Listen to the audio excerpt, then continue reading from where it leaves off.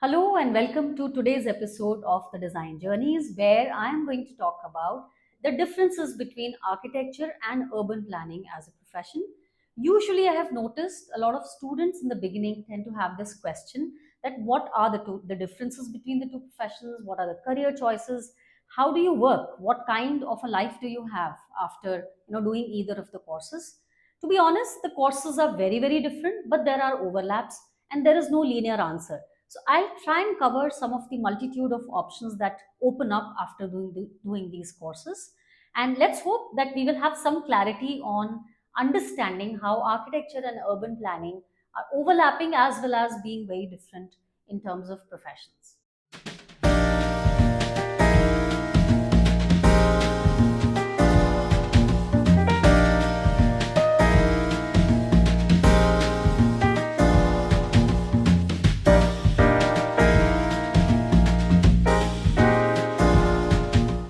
A lot of students have this question that whether they should be doing planning at an undergraduate level at all, or should they do architecture and then sort of shift to planning, because of course after doing architecture you still have an option of doing planning in the master's level. So to that I would say that there is no one answer. uh, Planning as an undergraduate course is a relatively newer phenomenon, because till about 20-30 years back there were only one or two colleges who were offering a bachelor's course in planning. But I think the demand for planners in India today is immense.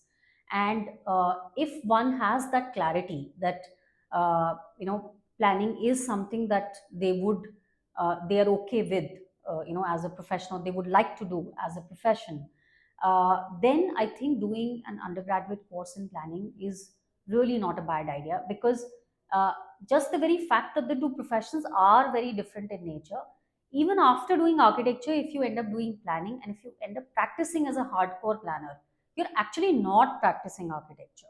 So your understanding of architecture does help you and shape you in various ways. And उसमें भी एक चीज है कि हर architect planner एक जैसा नहीं होता, just like no two architects are the same. तो उसका कोई एक करेक्ट आंसर नहीं है। बट अगर आप एकदम श्योर नहीं है कि आपको बिल्डिंग्स ही डिजाइन करनी है, तो आप planning as an undergraduate course को 100% चूज कर सकते हैं। It is a very safe bet and it's a great profession to have, especially in today's day and age. In India there is a huge demand for planners. And not only that, I think a lot of people after doing planning courses, they go on to the management side, and then they become project managers, or sort of they join these large firms and then they would manage these projects as well, which is also a very great way of contributing. You don't have to be a physical planner, so कोई एक correct एक path हो ऐसा नहीं है. But I would like to encourage people to take planning as an undergraduate course also. Talking about my journey, as having done architecture and then gone on to planning, I would say that for me that was probably the best, because for me planning was not even a choice. I didn't have that choice, and I didn't want that choice in the beginning. So I had done my architecture and then I decided that okay, let me, I think even by fifth year I had actually not thought of it that I want to do masters in planning. But somehow in that zone I got this idea that ye karte hain.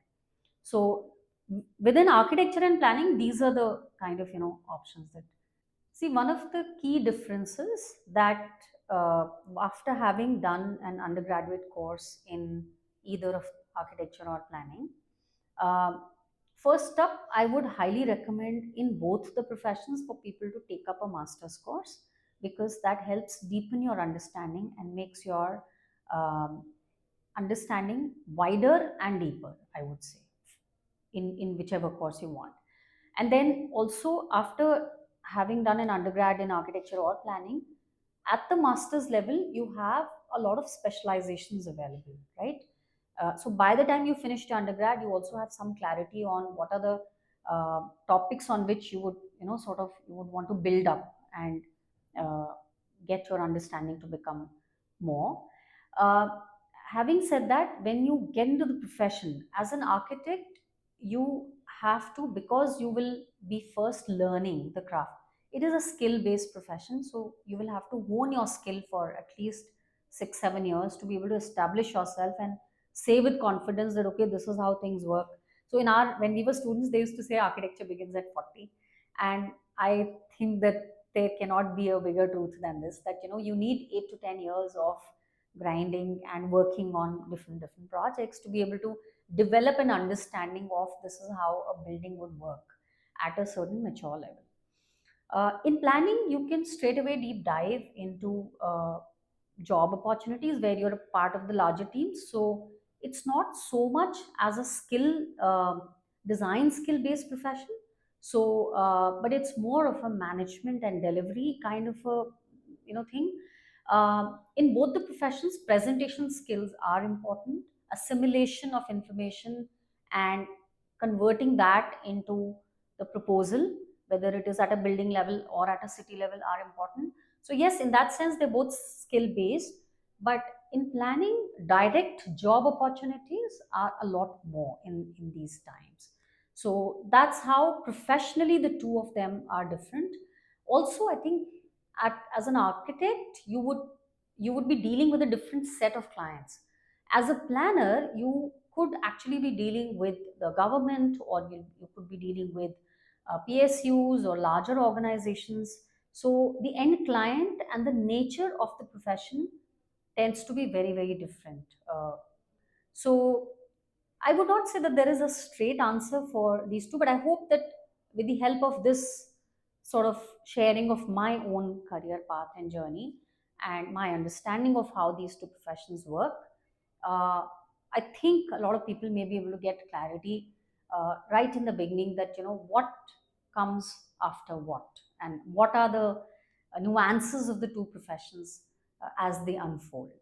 So, thank you so much for joining me for today's episode on the design journeys, where I talked about architecture versus urban planning as professions. Thank you.